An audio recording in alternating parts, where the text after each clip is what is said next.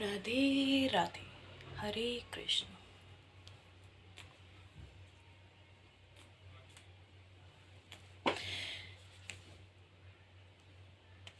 कृष्णाय वासुदेवाय हरे परमात्मने प्रणतक्लेशनाशाय गोविंदाय नमो नमः।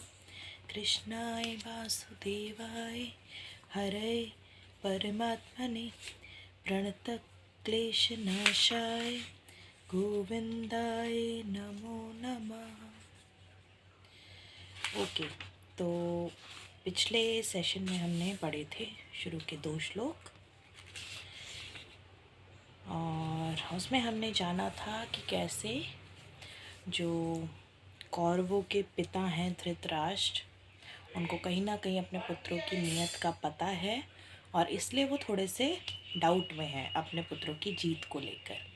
उनको कुरुक्षेत्र की भूमि का सच पता है और श्री कृष्ण के बारे में भी पता है, तो वो कहीं ना कहीं डाउटफुल हैं और इसलिए वो अपने सेक्रेटरी संजय से पूछ रहे हैं कि वहाँ पे क्या चल रहा है। और संजय जो उनके सेक्रेटरी हैं वो उनको सब कुछ आंखों देखी बता रहे हैं, जो वो एकदम सामने उसी टाइम लाइव देख रहे हैं। लाइव कैसे देख रहे हैं ये जानने के लिए आपको मेरा पिछला सेशन सुनना पड़ेगा।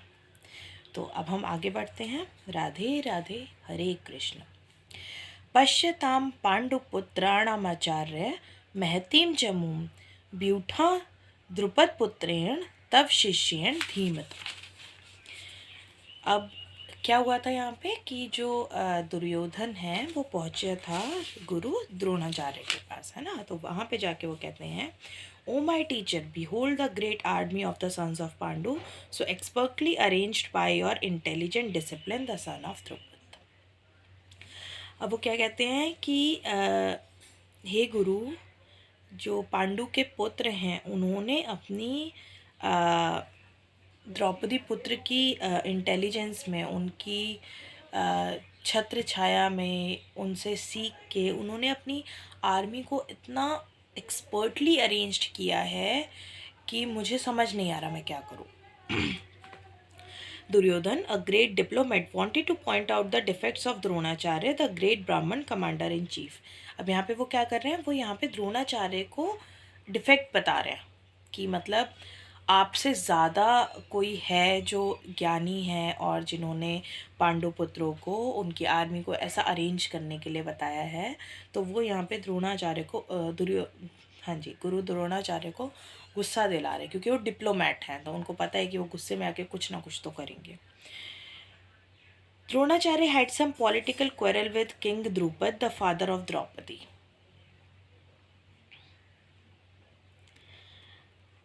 अब यहाँ पे क्या है कि जो द्रौपदी है, अच्छा द्रौपदी जो हैं वो हैं, सॉरी बहुत बड़ी गलती हो गई, मैं तभी कंफ्यूज थी कि द्रौपदी जो हैं, द्रौपदी हैं पांडव की वाइफ, है ना। हाँ, तो उन्होंने, क्योंकि उनके पास उनके पिता की और वो सारी सेना है, और जो द्रोणाचार्य हैं उनका पॉलिटिकल क्वेरल ऑलरेडी, राजनीतिक उनका युद्ध जो है वो किंग द्रौपद से है, जो द्रौपदी के पिता हैं और जो अर्जुना की वाइफ है द्रौपदी। अर्जुन की कहें या फिर 5 पांडवों की वाइफ है, लेकिन जीता उनको अर्जुन ने ही था, इसलिए अर्जुन की वाइफ हैं। तो as a result of this quarrel, Drupad performed a great sacrifice by which he received the benediction of having a son who would be able to kill Dronacharya. और वो जो उनका आपस का झगड़ा है, आपस का जो क्वेरल है, उसके लिए द्रौपद ने एक बहुत बड़ा सेक्रीफाइस किया था, जिसकी वजह से उनको एक ऐसा पुत्र मिला था जो पुत्र गुरु द्रोणाचार्य को मार सकता है। Dronacharya knew this perfectly well, Dronacharya को बहुत अच्छे से पता था। And yet as a liberal Brahmin he did not hesitate to impart all his military secrets when the son of Drupad Dhrishtadyumna was entrusted to him for military education.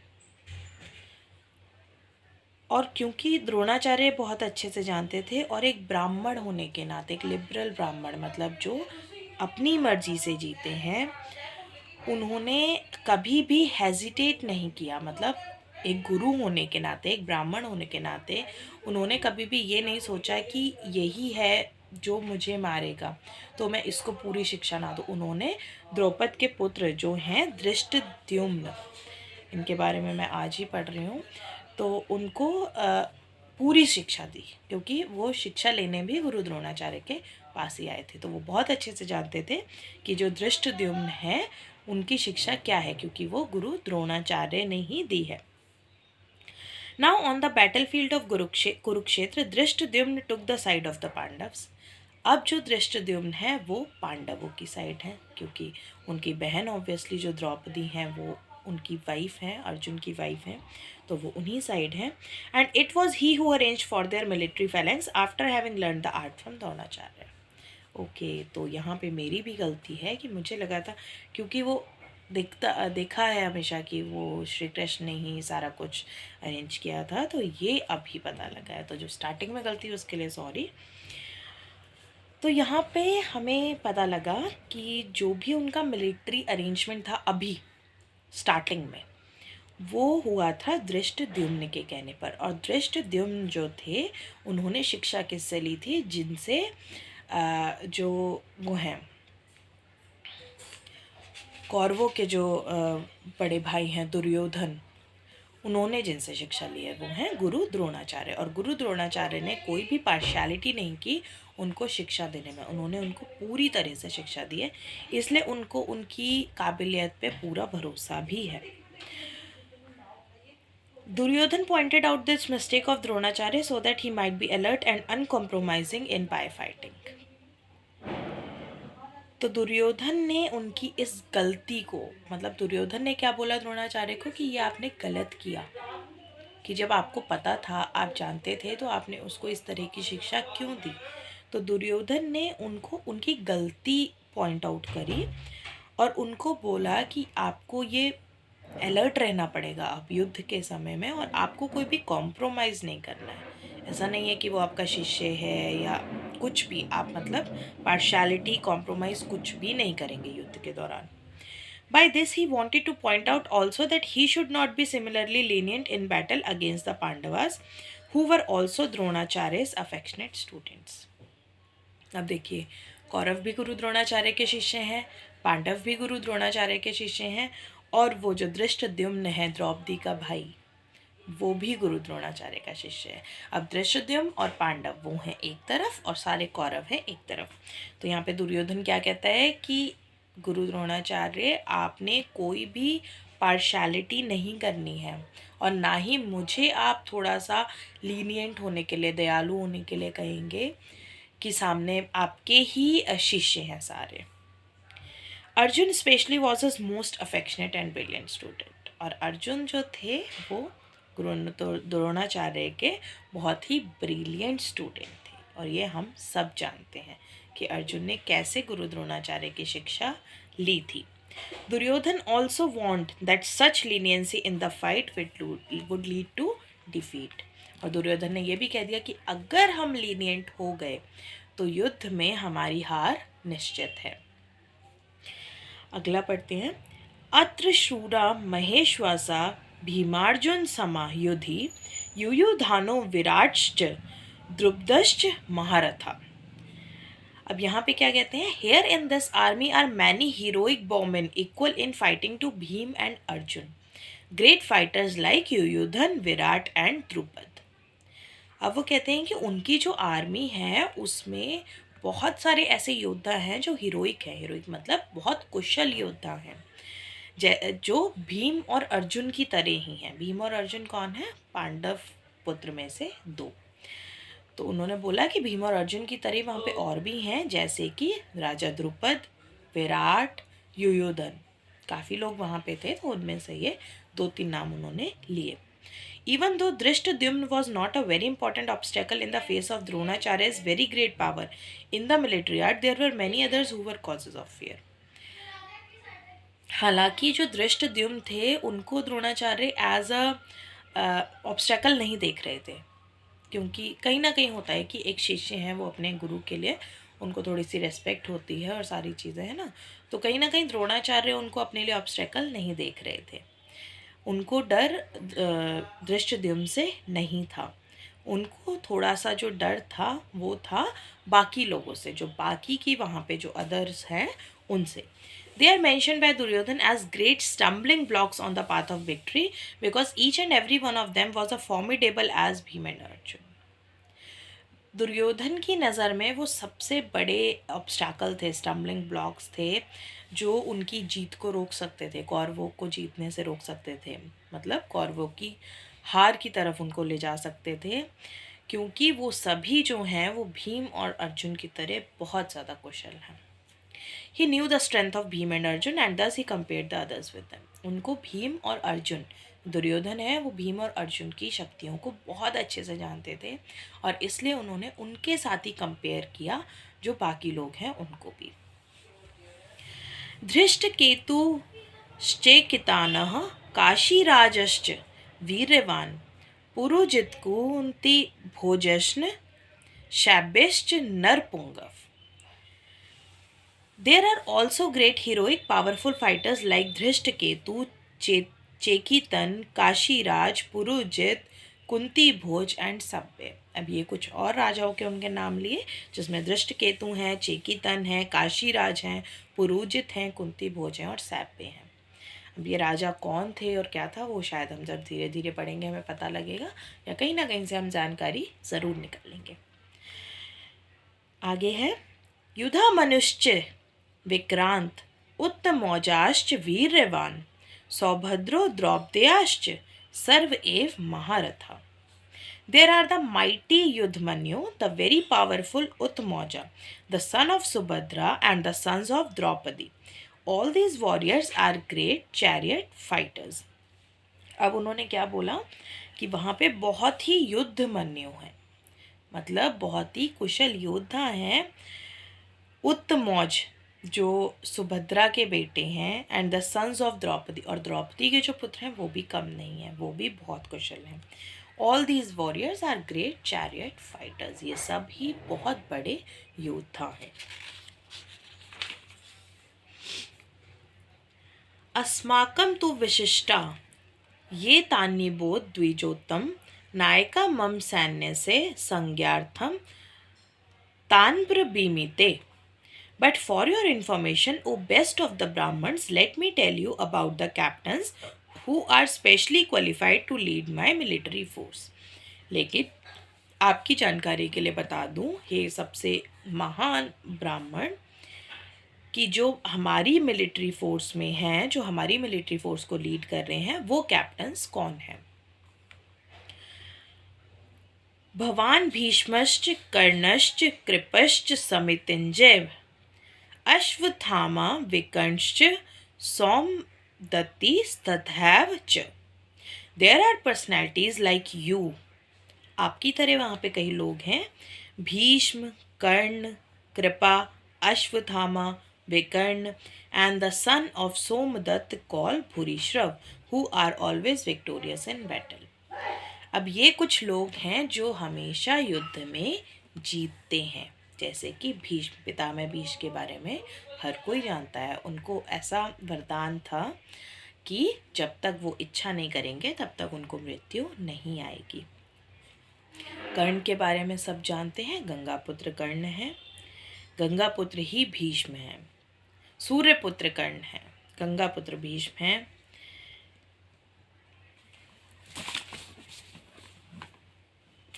सारी जानकारी होते हुए भी कहीं ना कहीं देखिए पढ़ते पढ़ते बहुत गलतियाँ हो रही हैं, बट गलतियाँ करेंगे तो आगे सीखेंगे। तो वहाँ पे कहते हैं Duryodhan mentions the exceptional heroes in the battle all of whom are ever victorious. अब वो अपनी आर्मी का बता रहे हैं कि मेरी आर्मी में भी ऐसे बहुत सारे लोग हैं जो हमेशा युद्ध जीतते हैं, जिनमें कौन है? भीष्म है, कर्ण है, कृपा है, अश्वत्थामा है, विकर्ण है ना। Vikarna is the brother of Duryodhana, Ashwatthama is the son of Dronacharya. अब अश्वत्थामा कौन है? द्रोणाचार्य के ही पुत्र हैं, और विकर्ण जो है वो दुर्योधन के भाई हैं। सोमदत्त भूरिश्रवा जो है वो बालिकास, कोई राजा है, किंग ऑफ द बालिकास, उनके पुत्र हैं। Karna is the half brother of Arjun. अब जो कर्ण है वो अर्जुन के आधे भाई हैं। as he was born of Kunti before her marriage with King Pandu. Kripacharya's twin sister married Dronacharya. जो कृपाचार्य हैं उनकी जो जुड़वा बेटी हैं उनका विवाह द्रोणाचार्य गुरु द्रोणाचार्य से हुआ है. और जो कर्ण है वो आधे भाई क्यों हैं अर्जुन के? क्योंकि वो माता कुंती की ही संतान है, पर उनकी अविवाहित संतान है. मतलब अविवाहित जब माता कुंती थी तब की संतान है. जब माता कुंती का राजा पांडु से विवाह नहीं हुआ था तब उनका जन्म हो चुका था कर्ण का. अन्य च बहवः शूरा मदर्थे त्यक्त जीविताः नाना शस्त्र प्रहरणाः सर्वे युद्ध विशारदाः. There are many other heroes who are prepared to lay down their lives for my sake. और इनके अलावा भी बहुत सारे योद्धा हैं जो मेरे लिए अपनी ज़िंदगी को दांव पे लगाने के लिए तैयार हैं. All of them are well equipped with different kinds of weapons. और उन सब के पास अलग अलग तरह के हथियार हैं. And all are experienced in military science. और वो जो सब हैं वो सब जो युद्ध है, युद्ध की जितनी भी चीज़ें होती हैं, जितनी भी साइंस है, जितनी भी आर्ट है, उसमें कुशल है. Purport, as far as the others are concerned. और जहाँ तक कि बाकी लोगों की बात है, जैसे जयाद्रथ, कृतवर्म, सल्ले, ये सारे ही मेरे लिए, दुर्योधन के लिए अपना जीवन दांव पे लगाने के लिए तैयार हैं. दूसरे शब्दों में कहें तो it is already concluded that all of them would die in the battle of Kurukshetra for joining the party of the sinful Duryodhana. या दूसरे शब्दों में कहें तो यहाँ पे बात आ जाती है कर्म, प्रकृति, नियति, जो श्री कृष्ण हमेशा कहते हैं नियति, जिसको कोई नहीं बदल सकता. तो दुर्योधन क्या कह रहे हैं कि मेरे लिए अपना जीवन दांव पे लगाने के लिए तैयार हैं. बट अगर स्पिरिचुअली देखा जाए तो नियति है कि क्योंकि उन्होंने दुर्योधन जो सिंफुल है, पापी दुर्योधन है, यहाँ पे सीधे सीधे कहा गया पापी दुर्योधन है, तो जो वो दुर्योधन है उनकी पार्टी उन्होंने ज्वाइन की है क्योंकि उनकी मृत्यु कुरुक्षेत्र की भूमि पर ही होनी है. Duryodhana was of course confident for his victory on account of the above mention combined strength of his friends. तो यहाँ से क्या है, यहाँ से अब दुर्योधन को एक कॉन्फिडेंस है. अब ये हम सब जानते हैं कि वो कॉन्फिडेंस है या ओवर कॉन्फिडेंस है. तो यहाँ पे उनको एक कॉन्फिडेंस है कि जो मेरे मित्र हैं, जितने उन्होंने नाम गिने और उनके अलावा भी काफ़ी होंगे, उनकी वजह से मेरी जीत निश्चित है. लेकिन यहाँ पे एक चीज़ और है, उनको कॉन्फिडेंस किस पे है? अपने साथियों पे. खुद पे अभी भी उनको कॉन्फिडेंस नहीं है, इसलिए वो गुरु द्रोणाचार्य के पास भाग गए, है ना. आगे पढ़ते हैं, क्योंकि ज़्यादा हम इंटरप्रेट कुछ नहीं करेंगे, क्योंकि भगवत गीता में ऐसा लिखा है. अपर्याप्तम तदस्माकं बलम भीष्माभिरक्षितम पर्याप्तम त्वेद मेतेषाम बलम भीमाभिरक्षितम.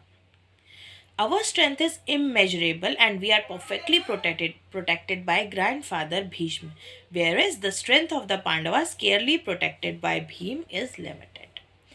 अब वो क्या कह रहे हैं, हम perfectly protected हैं, हम पूरी तरह से सुरक्षित हैं, क्योंकि हमारे पास पितामह भीष्म की ताकत है. इसलिए हमारी जो ताकत है उसका कोई अंदाज़ा ही नहीं लगा सकता, वो इमेजरेबल है. अब जो भी लोग जानते हैं कि दूसरी तरफ कौन है, जो अभी तक आए नहीं हैं, उनकी एंट्री होना अभी बाकी है. मतलब गीता के श्लोक के अकॉर्डिंग अभी उनकी एंट्री बाकी है. तो अभी क्योंकि उन्होंने नहीं देखा है उनको, है ना, तो अभी वो उनकी बात भी नहीं कर रहे हैं. और वो क्या कह रहे हैं कि मेरी शक्ति जो है वो इमेजरेबल है. भाई जो सामने है उनकी शक्ति का तो कुछ कह ही नहीं सकते, है ना.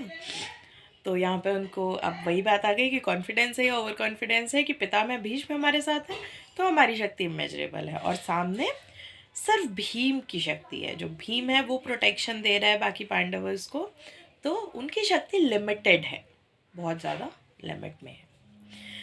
तो here in an estimation of comparative strength is made by Duryodhana. अब दुर्योधन ने क्या किया, कंपेयर कर लिया दोनों की स्ट्रेंथ को कि भाई उनकी स्ट्रेंथ लिमिटेड है, मेरी स्ट्रेंथ पूरी है. इसको हम एग्जाम्पल से समझ सकते हैं कि उनकी स्ट्रेंथ एक नदी है और मेरी स्ट्रेंथ है वो महासागर है.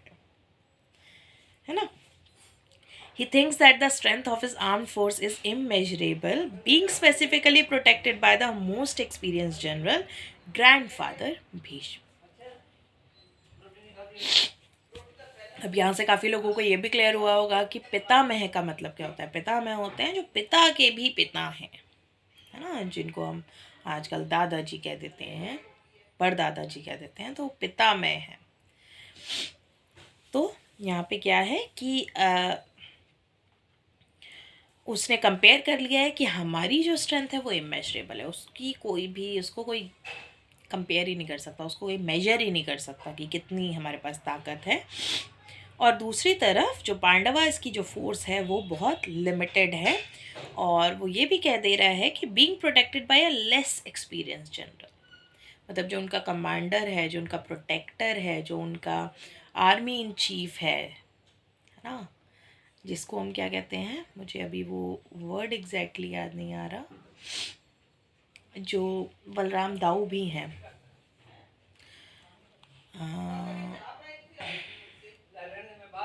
जो पूरी आर्मी को मैनेज करते हैं, मुझे एग्जैक्टली वर्ड नहीं याद आ रहा सच में अभी. तो वहाँ पे क्या है, वो आर्मी चीफ है, और उन्होंने क्या कहते हैं, उन्होंने भीम की शक्तियों को कम आंक लिया, उनको कम मेजर कर लिया कि भीम जो है वो इतने एक्सपीरियंस जनरल नहीं है.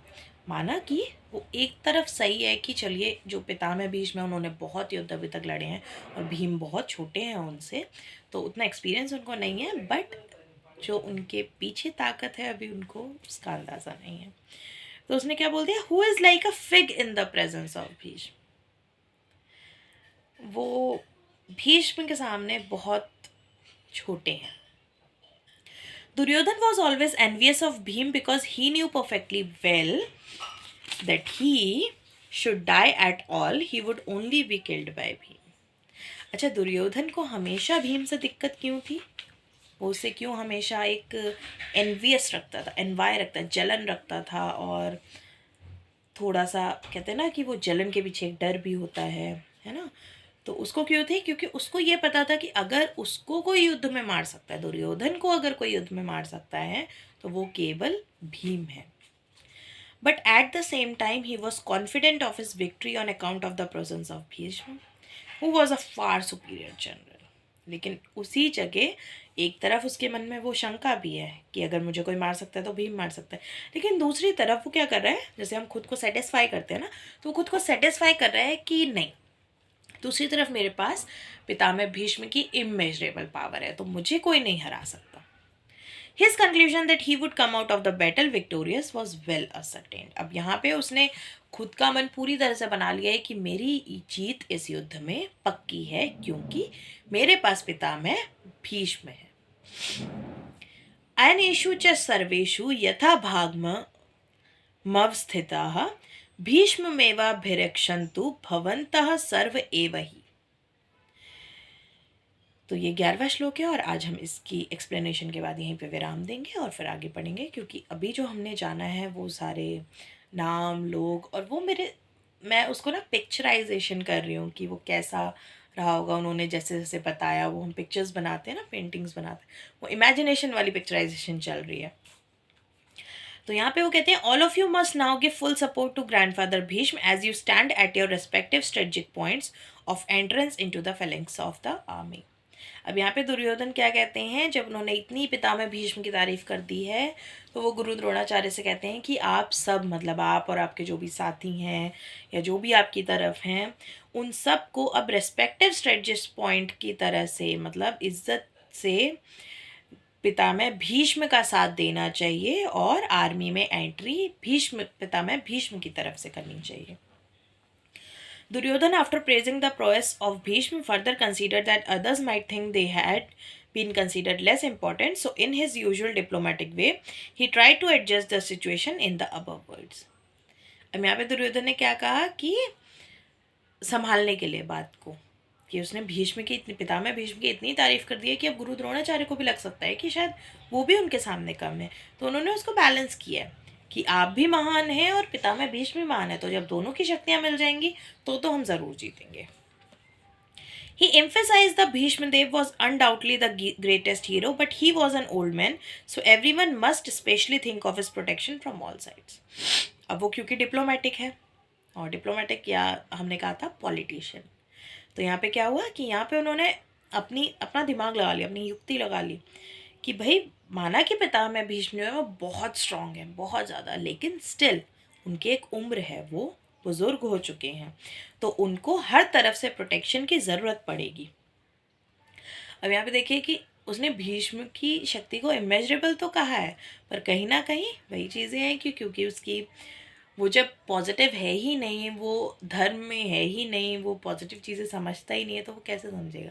तो उनकी शक्ति पे भी अब उसने एक डाउट डाल दिया कि सब कुछ ठीक है, बहुत ग्रेटेस्ट है, योद्धा है, सब है, शक्ति बहुत है, लेकिन शायद उनकी उम्र कहीं ना कहीं प्रॉब्लम हो सकती है, तो उनको भी प्रोटेक्शन चाहिए। He might become engaged in the fight and the enemy might take advantage of his full engagement on one side.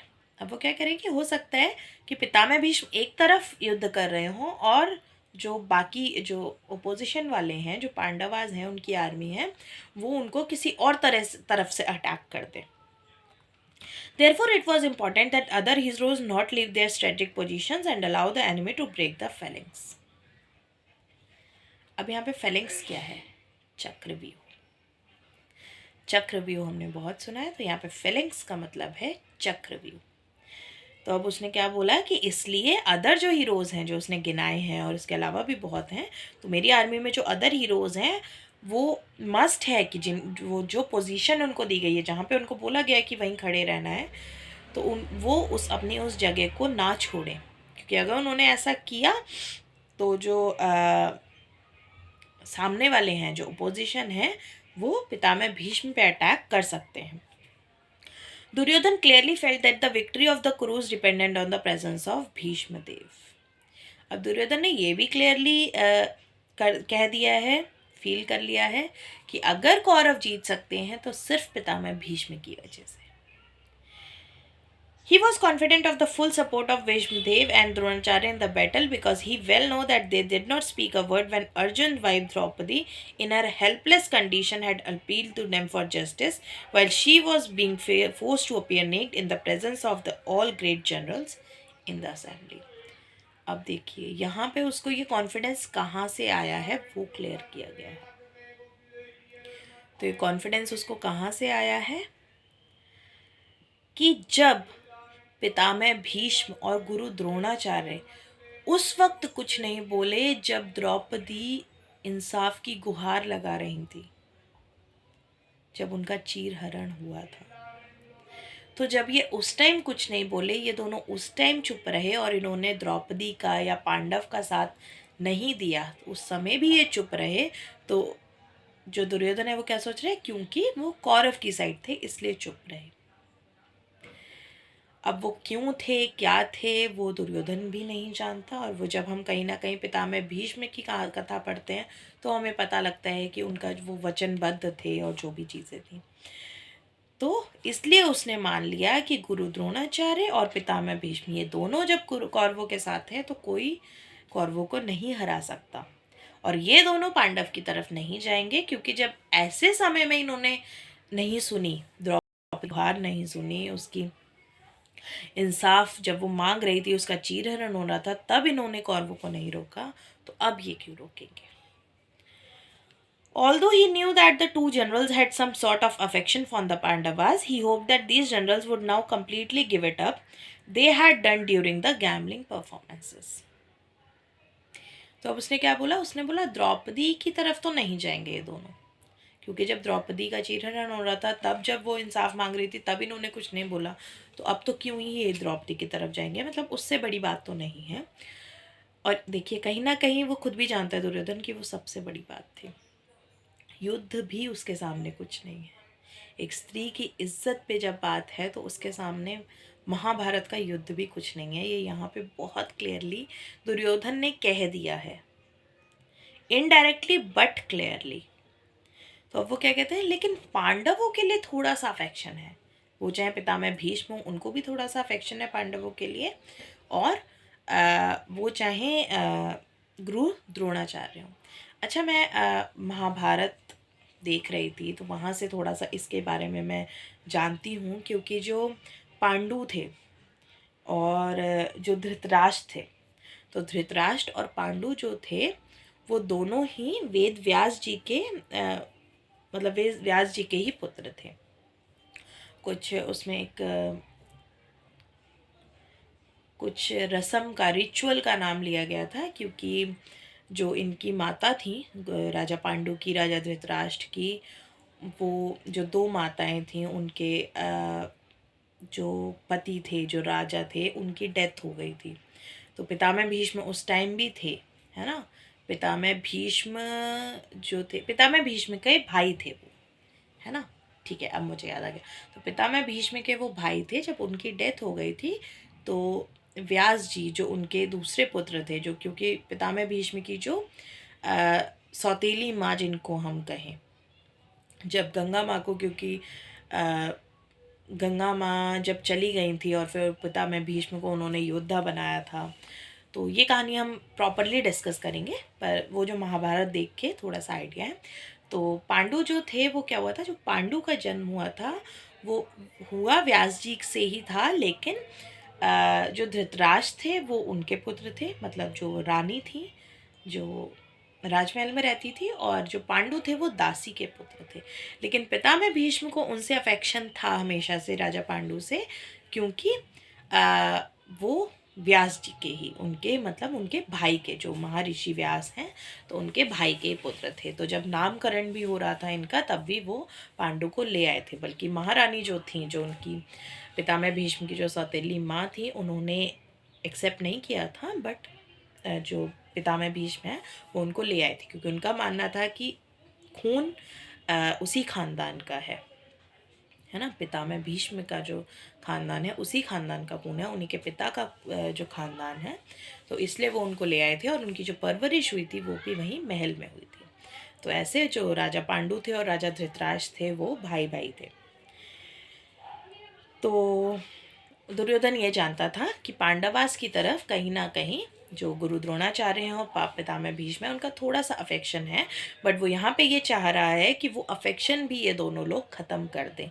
जैसे उन्होंने उस गैम्बलिंग में, वो जब जुआ हुआ था, जब द्रौपदी को हारे थे पांडव, उस टाइम पे जैसे इन्होंने कोई अफेक्शन नहीं दिखाया था और सिर्फ चुप रहे थे, और उसने मान लिया कि वो कौरवों की तरफ थे, इसलिए चुप रहे थे। तो आज के लिए काफ़ी कुछ हो गया है, और आज बहुत गलतियाँ भी हुई हैं, उसके लिए क्षमा। और लेकिन क्योंकि महापुराण है और मैं बहुत अच्छे से जानती हूँ, क्योंकि एक होता है ना वो प्रेशर होता है, जैसे कहते हैं ना कि प्रिंसिपल के सामने आप जब खड़े हो तो जो आपको आता होगा आप वो भी भूल जाते हो। वही चीज़ मेरे साथ सच में आज हुई है यहाँ, और मुझे लग रहा है कि आगे भी ऐसा होता रहेगा, पर कोशिश रहेगी कि ज़्यादा गलतियाँ ना हो। तो आज हमने जाना है दुर्योधन गए हैं, और दुर्योधन ने गुरु द्रोणाचार्य को वहाँ के सारे हालात समझाए हैं कि कैसे आर्मी है क्या नहीं है, और अपनी आर्मी का भी उन्होंने कॉन्फिडेंस दिया है, क्या उनको कॉन्फिडेंस है कि क्यों वो जीत सकते हैं। तो आज हम इतना ही पढ़ेंगे, और आगे का हम पढ़ेंगे अगले सेशन में। राधे राधे, हरे कृष्ण। कृष्णाय वासुदेवाय हरे परमात्मने प्रणतक्लेशनाशाय गोविंदाय नमो नमः। कृष्णाय वासुदेवाय हरे परमात्मने प्रणतक्लेशनाशाय गोविंदाय नमो नमः। राधे राधे, हरे कृष्ण।